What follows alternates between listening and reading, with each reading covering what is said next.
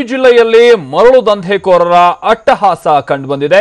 ತಹಶೀಲ್ದಾರ್ ವಾಹನಕ್ಕೆ ಟ್ರ್ಯಾಕ್ಟರ್ ಅನ್ನ ಡಿಕ್ಕಿ ಹೊಡೆಸಿ ಆ ನಂತರದಲ್ಲಿ ಪರಾರಿಯಾಗಿದ್ದಾರೆ ದುಷ್ಕರ್ಮಿಗಳು ಅಂತ ತಿಳಿದುಬಂದಿದೆ.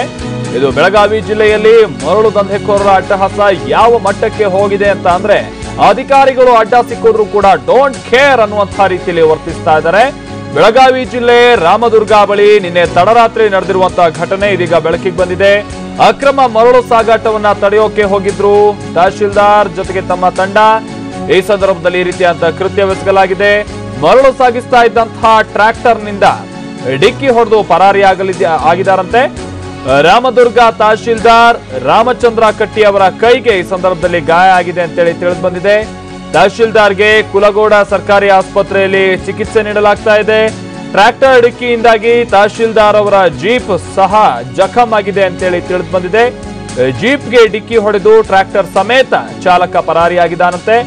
ರಾಮದುರ್ಗ ಪೊಲೀಸ್ ಠಾಣೆಯಲ್ಲಿ ಇದಕ್ಕೆ ಸಂಬಂಧಪಟ್ಟಂತೆ ಪ್ರಕರಣ ದಾಖಲಾಗಿದೆ ಅಂತ ಹೇಳಿ ತಿಳಿದು ಬಂದಿದೆ. ಉಡುಪಿಯಲ್ಲೂ ಕೂಡ ಸ್ವತಃ ಜಿಲ್ಲಾಧಿಕಾರಿಯೇ ಹೋದಂತಹ ಸಂದರ್ಭದಲ್ಲೂ ಕೂಡ ಇದೇ ರೀತಿಯಾಗಿ ಕೃತ್ಯವೆಸಗಲಾಗಿತ್ತು. ಆ ನಂತರದಲ್ಲಿ ಬೇರೆ ಬೇರೆ ಕಡೆನೂ ಕೂಡ ರಾಜ್ಯದ ಬೇರೆ ಬೇರೆ ಕಡೆನೂ ಕೂಡ ಅಕ್ರಮ ಮರಳು ದಂಧೆಕೋರರ ಹೆಡೆಮುರಿ ಕಟ್ಟೋಕೆ ಹೋದಂತಹ ಸಂದರ್ಭದಲ್ಲಿ ಅಧಿಕಾರಿಗಳ ಮೇಲೆ ಹಲ್ಲೆ ಆದಂತಹ ಬಹಳಷ್ಟು ಘಟನೆಗಳು ನಡೆದಿತ್ತು. ಆ ಸಾಲಿಗೆ ಮತ್ತೊಂದು ಘಟನೆ ಈಗ ಸೇರ್ಪಡೆಯಾಗಿದೆ. ಇದು ಬೆಳಗಾವಿಯ ರಾಮದುರ್ಗ ಬಳಿ ನಡೆದಿರುವಂತಹ ಘಟನೆ. ಇದು ಮರಳು ದಂಧೆಕೋರರು ಮರಳು ತೆಗಿತಾ ಇದ್ದಾರೆ ಅಕ್ರಮವಾಗಿ ಅನ್ನುವಂತ ವಿಚಾರ ತಿಳಿದು ತಹಶೀಲ್ದಾರ್ ಹೋಗಿದ್ದಾರೆ. ಈ ಸಂದರ್ಭದಲ್ಲಿ ಆ ಟ್ರ್ಯಾಕ್ಟರ್ ಅನ್ನ ನೇರವಾಗಿ ತಹಶೀಲ್ದಾರ್ ಇರುವಂತಹ ಡಿಕ್ಕಿಗೆ ಗುದ್ದಲಾಗಿದೆಯಂತೆ. ಆ ಸಂದರ್ಭದಲ್ಲಿ ತಹಶೀಲ್ದಾರ್ ಅವರ ಕೈಗೆ ನಾವಿಲ್ಲಿ ಗಮನಿಸ್ತಾ ಇರುವಂತೆ ತಹಶೀಲ್ದಾರ್ ಕೈಗೆ ಇಲ್ಲಿ ಗಾಯಗಳಾಗಿದೆ. ಅವರನ್ನ ಸದ್ಯ ಆಸ್ಪತ್ರೆಯಲ್ಲಿ ದಾಖಲಿಸಿ ಚಿಕಿತ್ಸೆ ಕೊಡುವಂತ ಕಾರ್ಯ ಕೂಡ ಒಂದು ಹಂತದಲ್ಲಿ ನಡೀತಾ ಇದೆ. ರಾಮಚಂದ್ರ ಕಟ್ಟಿ, ರಾಮದುರ್ಗದ ತಹಶೀಲ್ದಾರ್ ಇವರು ರಾಮಚಂದ್ರ ಕಟ್ಟಿ ಅವರ ಕೈಗೆ ಈ ರೀತಿಯಾಗಿ ಗಾಯಗಳಾಗಿದೆ. ಇದು ಅಕ್ರಮ ಮರಳು ದಂಧೆಕೋರರು ಟ್ರ್ಯಾಕ್ಟರ್ ಅನ್ನ ಗುದ್ದಿರುವಂತಹ ಪರಿಣಾಮ. ಹಾಗೆ ತಹಶೀಲ್ದಾರ್ ತಮ್ಮ ವಾಹನದಲ್ಲಿ ಹೋಗಿದ್ದಾರೆ. ಇದೇ ಟಾಟಾ ಸುಮೋದಲ್ಲಿ ಬಹುಶಃ ಹಿಂಬದಿಯಿಂದ ಗುದ್ದಿದಂತೆ ಕಂಡು ಬರ್ತಾ ಇದೆ. ಆ ಸಂದರ್ಭದಲ್ಲಿ ವಾಹನದ ಒಂದು ಭಾಗ ಕೂಡ ಸಂಪೂರ್ಣವಾಗಿ ಡೆಂಟ್ ಆಗಿರೋದು, ಅದು ಕೂಡ ಟಾಟಾ ಸುಮೋ ವೆಹಿಕಲ್ ಈ ಮಟ್ಟಿಗೆ ಡೆಂಟ್ ಆಗಿದೆ ಅಂತ ಅಂದ್ರೆ ಬಹಳ ಸ್ಪೀಡಾಗಿ ಬಂದು ಗುದ್ದಿರುವಂತಹ ಸಾಧ್ಯತೆನೂ ಇದೆ. ಆ ಸಂದರ್ಭದಲ್ಲಿ ಇವರ ಕೈಗೆ ಗಾಯಗಳಾಗಿದೆ. ತಹಶೀಲ್ದಾರ್ ಅವರ ಕೈಗೆ ಗುದ್ದಿ ಅವರು ಎಸ್ಕೇಪ್ ಆಗಿಬಿಟ್ಟಿದ್ದಾರೆ ಅಂತ ಹೇಳಿಯೂ ಕೂಡ ತಿಳಿದು ಬಂದಿದೆ.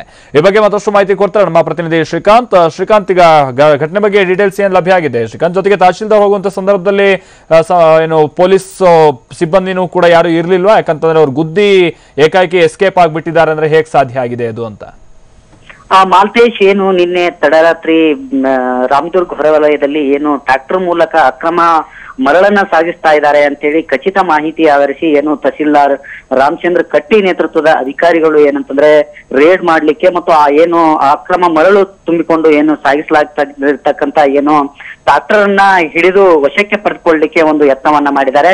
ಈ ಸಂದರ್ಭದಲ್ಲಿ ಏನು ಆ ಟ್ರಾಕ್ಟರ್ ಚಾಲಕ ಏನಿದಾನೆ ಆತ ಏನಂತಂದ್ರೆ ತನ್ನ ಟ್ರಾಕ್ಟರ್ ಅನ್ನ ಚಾಲನೆ. ಶ್ರೀಕಾಂತ್, ಮತ್ತೆ ನಾನು ನಿಮ್ ಜೊತೆಗೆ ಮಾತನಾಡ್ತೀನಿ. ಶ್ರೀಕಾಂತ್, ಈಗ ಸ್ವತಃ ಈ ರೀತಿ ನಿನ್ನೆ ಗಾಯಗಳಿಗೂ ಕೂಡ ಒಳಗಾಗಿರುವಂತಹ ತಹಶೀಲ್ದಾರ್ ರಾಮಚಂದ್ರ ಕಟ್ಟಿ ಅವರು ನಮ್ಮ ಜೊತೆಗೆ ಸಂಪರ್ಕದಲ್ಲಿದ್ದಾರೆ. ರಾಮಚಂದ್ರ ಕಟ್ಟಿ ಅವರು ಹೇಗಿದೆ ಈಗ ಸದ್ಯ ನಿಮ್ಗೆ ಆರೋಗ್ಯ? ಆರಾಮಿದ್ದೀನಿ. ಕೈ ಫ್ರಾಕ್ಚರ್ ಆಗಿದೆ, ಬಲಗೈ ಫ್ರಾಕ್ಚರ್ ಆಗಿದೆ. ಇಲ್ಲಿ ಕುಲ್ಗೋಡ್ ಹಾಸ್ಪಿಟಲ್ ಅಂತಿದೆ, ಅಲ್ಲಿ ಪ್ಲಾಸ್ಟರ್ ಹಾಕ್ಸಿದೀನಿ. ರೈಟ್ ನಾವು ಇಲ್ಲಿ ಈಗ ನಾನು ಹಾಸ್ಪಿಟಲ್ ನಲ್ಲೇ ಇದ್ದೀನಿ. ಏನಾಗಿದ್ದು ನಿನ್ನೆ ರಾತ್ರಿ ಘಟನೆ ಸ್ವಲ್ಪ ವಿವರಿಸಬಹುದಾ ರಾಮಚಂದ್ರ ಕಟ್ಟಿ ಅವರೇ? ನಿನ್ನೆ ರಾತ್ರಿ 1 ಗಂಟೆ ಸುಮಾರು ನಮಗೆ ಕನ್ಫರ್ಮ್ ಒಂದು ಮೆಸೇಜ್ ಬಂದಿದೆ. ನಾವು ಆಫೀಸ್ ನಲ್ಲಿ ಇದ್ವಿ, ಪರಿಹಾರ ಡಾಟಾ ಎಂಟ್ರಿ ಮಾಡಿಸ್ತಾ ಇದ್ದೆ. ಅವಾಗ ಇಲ್ಲಿಗಲ್ ಸ್ಯಾಂಡ್ ಹೋಗ್ತಾ ಇದೆ ಅಂತ ಮೆಸೇಜ್ ಬಂದ ತಕ್ಷಣ ನಾನು ನನ್ನ ಸ್ಟಾಫ್ ಅನ್ನು ಕರ್ಕೊಂಡು ಹೋದೆ. ಆ ಒಂದು ಟ್ರ್ಯಾಕ್ಟರ್ ನಲ್ಲಿ ಮರಳನ್ನು ಸಾಗಾಣಿಕೆ ಮಾಡ್ತಾ ಇದ್ರು. ಅವಾಗ ನಾವು ಅವನಿಗೆ ನಿಲ್ಸಿದ ತಕ್ಷಣ ಆತ ಗಾಡಿಯನ್ನ ಬಂದ್ ಮಾಡ್ಲಾರ್ದೆ ಹಾಗೆ ಸ್ಟಾರ್ಟ್ ಇಟ್ಟು ಓಡಿ ಹೋಗ್ಬಿಟ್ಟ. ಸೊ ಗಾಡಿ ನೇರವಾಗಿ ಬಂದು ನನ್ನ ಜೀಪಿಗೆ ಡಿಕ್ಕಿ ಮಾಡಿ ಆಕ್ಸಿಡೆಂಟ್ ಮಾಡಿತು. ಒಂದು ಹಿಂದ್ಗಡೆ ಎಲ್ಲ ಭಾಗ ನುಗ್ಗೋಗಿದೆ. ಅದೇ ರೀತಿಯಾಗಿ ಮಧ್ಯದ ಒಂದು ನಮ್ಮ ಬಾಗ್ಲ ಕೂಡ ನುಗ್ಗೋಗಿದೆ. ಅದೇ ರೀತಿ ಅದು ಗಾಡಿ ನನ್ನ ಹತ್ರ ನುಗ್ತಾ ಇರುವಾಗ ಗಾಡಿ ನನ್ಗೊಂದ್ ಸ್ವಲ್ಪ ಟಚ್ ಆಯ್ತು. ಅಷ್ಟ್ರಲ್ಲಿ ನಾನು ಪಕ್ಕಕ್ಕೆ ಜಿಗಿದೆ. ಹೀಗಾಗಿ ನನ್ನ ಕೈ ಕೂಡ ಆ ಟೈಮ್ ನಲ್ಲಿ ಫ್ರಾಕ್ಚರ್ ಆಗಿದೆ. ಓಕೆ, ಆಮೇಲೆ ಟ್ರ್ಯಾಕ್ಟರ್ ಸೀಸ್ ಮಾಡಿದ್ರು ಅಥವಾ ಟ್ರ್ಯಾಕ್ಟರ್ ಸಮೇತ ತಗೊಂಡು ಆಮೇಲೆ ಎಸ್ಕೇಪ್ ಆದ್ರ ರಾಮಚಂದ್ರ?